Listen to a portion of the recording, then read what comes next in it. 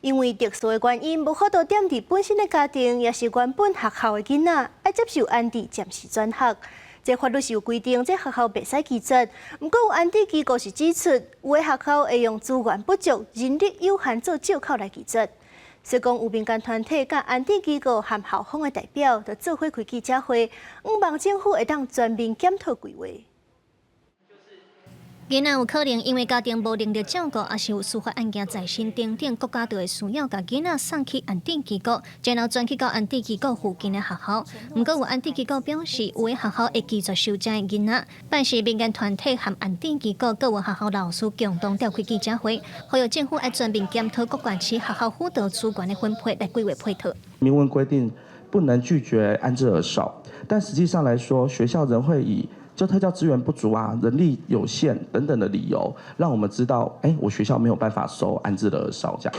这些孩子往往有明显的情绪困扰或学习落差，但一转学来，评估还没完成，资源也还没到位，我们就只能先撑着。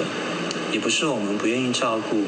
而是手上真的没有任何工具。有民团指出，政府和公司入面安置机构的资源也有无平等的问题，甚至有的县市会将需要安置的儿少通报量来看做学校的绩效评比。认为学校的通报量很多，是不是代表学校办学不力？那我们认为这已经偏离了保护的初衷。民间团体安置机构也有学校三方所提出的各种问题，因希望政府要提出较正的规划。卫福部和教育部嘛回应讲，会过来建议讨论公立机构的一些补助的措施。那同步也有跟教育部的长官讨论过，是不是把私立机构纳入？所以我们也很支持今天委员的建议，就是说可以逐步把资源能够到位。后续的一个机制，我们来